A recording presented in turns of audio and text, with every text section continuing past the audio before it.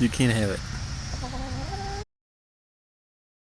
Hello again, folks. This is StephensonPrepper, and this is my new toy. I've been needing another source of, cooking, and I got my grill that sits outside, and I got 3 propane tanks with it. And I could have got one of these with propane. I've been kind of researching them, and I went ahead and went with this. You can use, unleaded gas or the Coleman fuel. And the Coleman fuel, they do recommend it because, some people have had problems with the unleaded. I'm actually buying the kind that, it's a little bit better, doesn't have all the ethanol in it. I guess you call it real gas. It's a little bit more expensive, but it lasts forever. And this tank right here, it says it can burn up to 4 hours on high. I think that's what it said. I've already, cooked on it once. This is it. I just took it out of the box. I've already cooked on it once, just kind of playing around, had some noodles and stuff, see how easy it was. I've seen these used before. When I was a kid, my dad had 2 of them. They haven't changed the design hardly at all. The tank used to be red, whereas now it's silver. Exactly everything's same. Some people said, the little wind flaps are a little bit thinner, but still awesome. Works flawlessly. I bought me a gas can to go with it. I already got about 30 gallons, I mowed the yard and whatnot with, but I figured this one needs to be stored with it, and 5 gallons of gas is going to go a long time with this thing. But, just for that rainy day, I'm going to probably be putting this, in my basement or backside of my garage, something like that, just to, more or less if I ever need it, I got it, It's one of those little things. And I'm going to show you what this thing looks like. Yeah, I was reading an article about a guy. He said, I think he was in Katrina, or it was a hurricane, and he was talking about how his family ate off one of these for 2 weeks. And as you can see, I've already used it. I got a little bit of discoloration on it. And I got thinking, you know what, that'd be a nice little handy thing to have. See what all this says? It's just some of the instructions, if you can see that. But I thought it'd be a little handy thing to have, kind of a backup plan.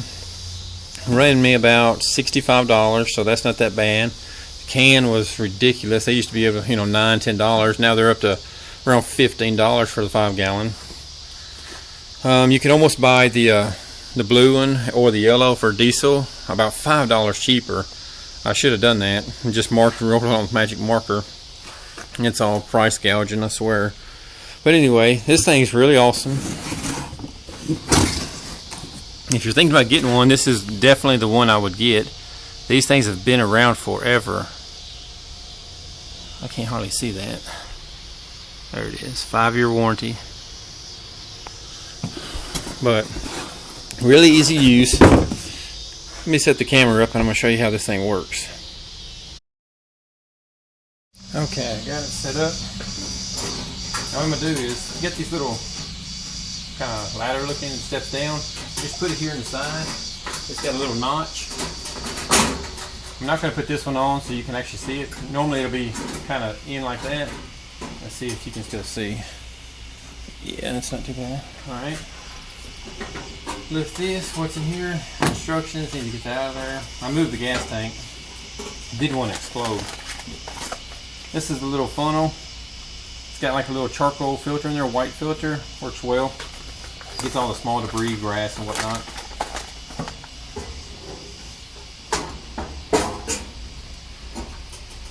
And I still got a little gas in here, make sure everything's tight. Now if you can see these little lips right here, these little lips go in these little grooves, which I know you can't see that there's 2 little grooves here. You just make sure this is up so it can get on, tie on. Put this rod through this hole, fits in the other hole in there. That's it, pretty much latches on. Alright, now what you're supposed to do is prime it. That's as simple as unlocking this little screw. Let's see if you can see that. Anyway, it's close. Pump this around 30 times. Gotta keep your finger over the back of it.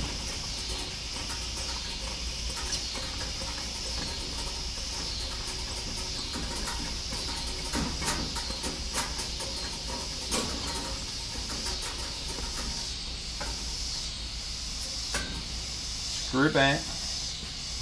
Now what you do is, you got a little lever right here. You lift it. So you just turn that up. And I'm going to try to just cut on this burner, not both of them at the same time. Go ahead and stick your lighter in there and turn on the gas. It says 2 full turns. And that's it. Let it get good and warm. Once it gets good and warm, you can turn it down. And after it burns for about a minute, roughly, you take this little lever and you go back down with it. I'm going to say it's long enough, close enough. And see, you can see it instantly change. You can turn it down, it's fully adjustable. I'm going to turn it up so you can see it. Oh yeah, you can see it good. It says it can boil a quart of water in 4 minutes. Of course that's on high, and I reckon that would be high right there.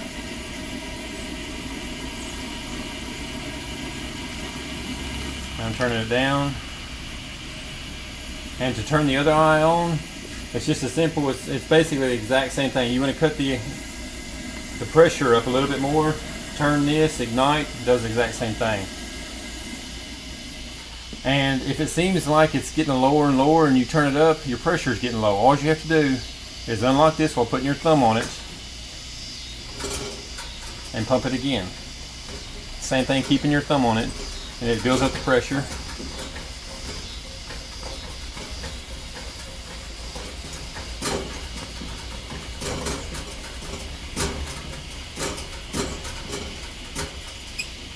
Now right there, after me doing that, building the pressure up, because the initial start actually takes a lot of the pressure out of it, but now that that fluid is running there, you know, nice and even, it'll burn like that easily for 10 minutes. You know, plenty enough time to do eggs or something like that, and you won't have to deal with that anymore. So let's see if I can get this other one started. What it is that little lever. You just got to turn it, same thing while igniting. I'm going to turn the pressure up a little bit more, because it's got to feed that other rod.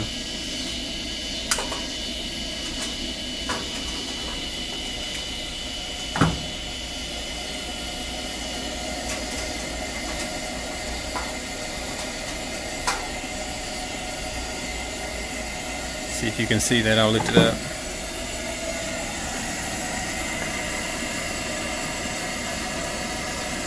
And it does put out some heat. A little noise too. And turn it back off. As soon as I turn this one off, you know, the one on this is going to go sky high. What I'm going to do is come over here, take this little lever, and start turning it. And you're going to see that one shut down. And then that one's going to go a lot higher. Turn the pressure back down. I mean, that right there is a good cooking temperature. I mean, I was doing it just like that, and it did very well. I'll show you what it looks like up close.